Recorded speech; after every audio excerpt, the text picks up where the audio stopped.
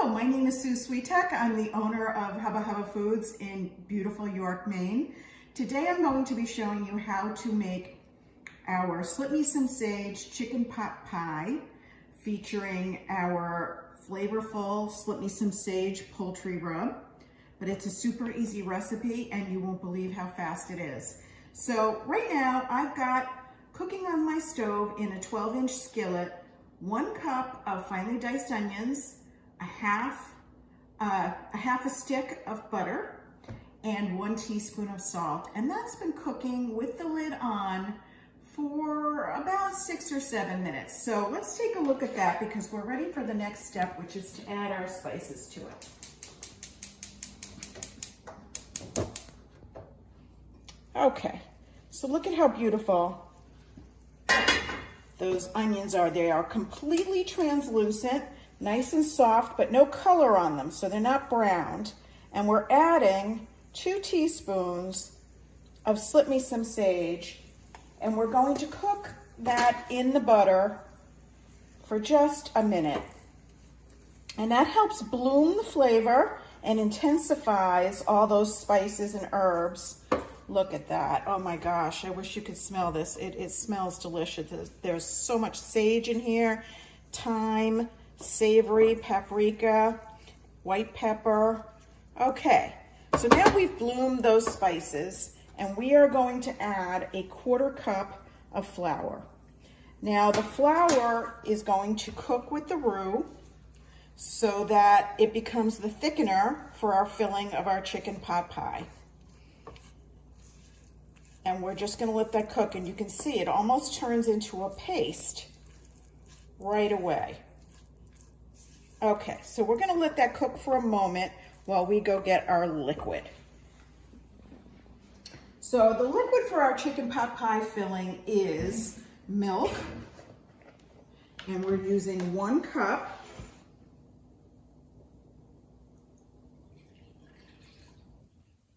Okay. And then we can add right to that same measuring cup, because they're going in together, 2 1/4 cups of chicken broth. Now, you can use, oops, I'm splashing. You can use homemade if you prefer, but boxed is perfectly fine. Okay, I've added 2 1/4 cups. Now our butter and onion mixture has been cooking for a bit, so we're going to go back and add our liquid. And we're just going to give it a whisk.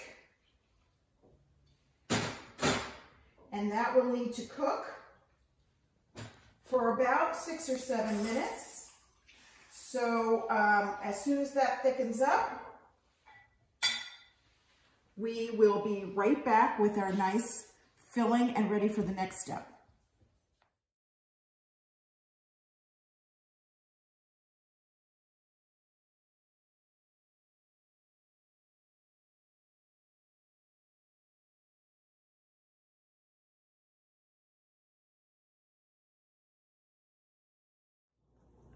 Welcome back. We are working on our Slip Me Some Sage chicken pot pie. We've got our filling bubbling away on the stove. If you remember, we melted some butter and cooked onions in there, added some flour to create a roux, flavored with our Slip Me Some Sage. Then we added our liquid, which was chicken broth and milk, and it's been cooking for about 7 minutes and it's nice and thick. So let me show you that. There we go, it's bubbling away. And you can see how much that butter thickened up our filling. So the next step is chicken, of course. I bought a rotisserie chicken and took the meat off the bone. You do not need to cook fresh chicken for this recipe. And in fact, I even reused the measuring cup we measured the liquids in because I don't even want any more dirty dishes. So this is 1.5 cups of chicken. It's some white meat and some dark meat, because we like both here in our house. So we're gonna go ahead and put that in. And then I'm going to add 1 bag. This is a 1-pound bag of peas and carrots, frozen peas and carrots. So we're gonna pop that in. And I'm just gonna stir it in, that's it. And our filling is done. You can see the peas and carrots were frozen, so I'm just going to give that a quick stir. And you can see all those spices and herbs in our filling. Oh my gosh, this looks so good. It smells delicious. Okay, we've got everything mixed in there.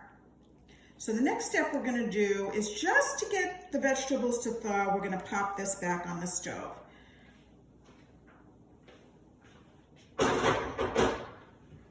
So while that is reheating, I'm going to talk a little bit about the topping. Now, if you have frozen puff pastry in your freezer, I would use that. I have a package of refrigerated biscuits. Now, I already popped it because I didn't want you all to see me jump, because I jump every time, even though I'm expecting it. So these are just refrigerated biscuits by any brand that you like.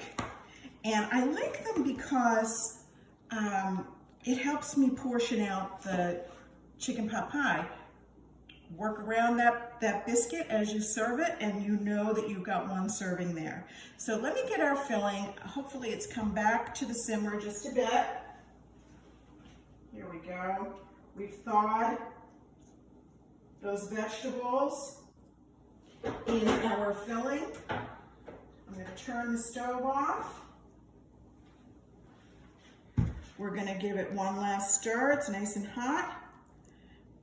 Now, one thing I want to point out is you should make sure that you're using a skillet that has an oven-safe handle. If the handle is not safe to go in the oven, I would recommend making this entire recipe in a Dutch oven. That will work perfectly well. And we're going to go ahead and pop all of these biscuits onto your filling. 3 more there, and we are ready to go. Now, I have preheated the oven to 350 degrees. That looks beautiful. Wouldn't you want that? So we're going to pop this in the oven, and we will be back to take it out of the oven when the tops of all of these biscuits are nice and golden brown. See you soon.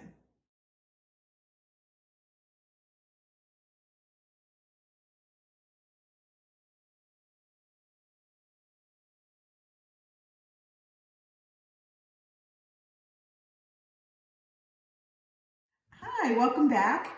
We are going to finish up our Slip Me Some Sage chicken pot pie. It has been 20 minutes since we put it in the oven with our biscuits on top, and it is beautiful and golden brown, so I will get that to show you. It smells amazing in here right now.